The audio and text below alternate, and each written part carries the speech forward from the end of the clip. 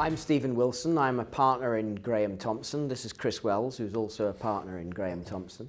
GrahamThompson is now 70 years of age. It's a firm that started in the Bahamas. It's the largest and oldest law firm in the Bahamas, and we opened an office in the Turks and Caicos Islands 7 years ago. We are a full-service firm. The firm is probably split three ways: litigation, property, and financial services. What sets GrahamThompson apart from firms in the Bahamas and the Turks and Caicos Islands is that part of the DNA of the firm is public service.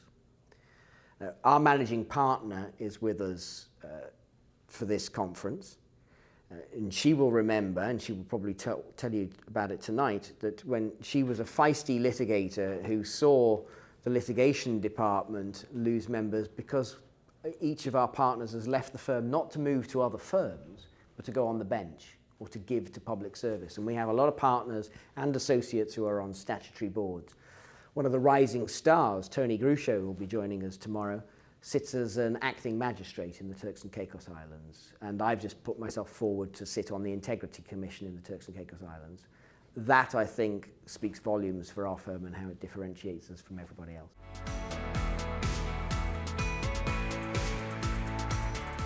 Experience-wise with IR Global, I mean, Stephen's been a member now for 3.5 years, and he always had many great things to say about it. Obviously, I came in a little later, but as far as IR Global is concerned, it's enjoyable to be able to go to the conferences, to meet many other the members on IR Global, to talk to people from obviously different legal backgrounds, different legal experiences, of course, legal experience from different countries.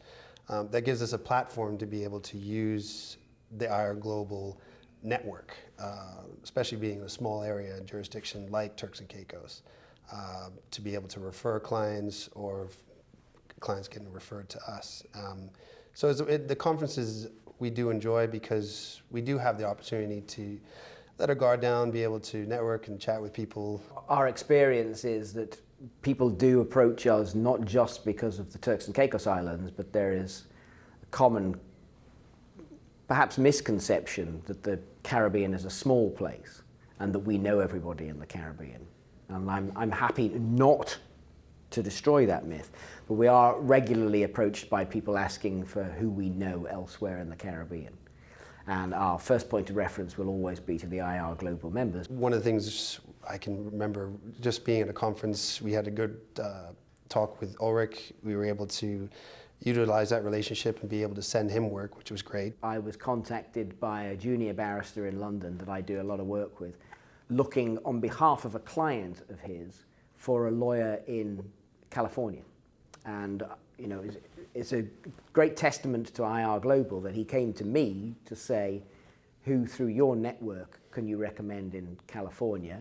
And I directed him to our members in California, and he's come back to me today asking for me to make a personal introduction. And that is a value that we greatly appreciate through having an international network.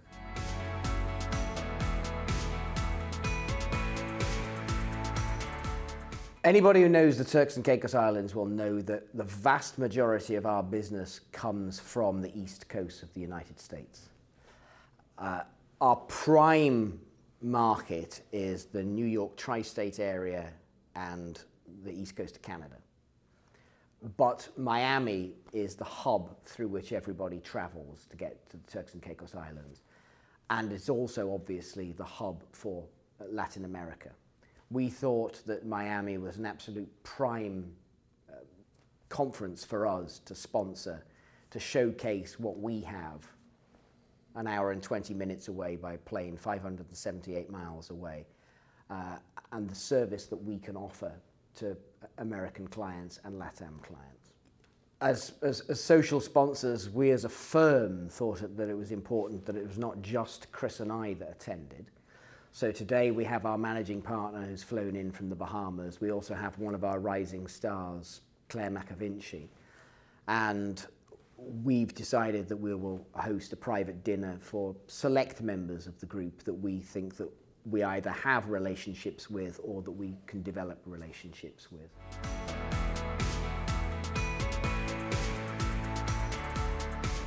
I think it shows to our clients that we not only have the expertise with relation to Turks and Caicos, but we also have a global network that we can rely on with respect to IR Global. So the fact that if they do have any questions relating to other aspects of law, for instance, if they have businesses outside the Turks and Caicos and other jurisdictions, we can easily be able to put them in touch with somebody that within the IR Global network, that we know that they'll be trusted advice. I think it's important to note that the Turks and Caicos Islands is a country of only about 38,000 people. It's difficult to say that you can run a law firm purely on domestic business.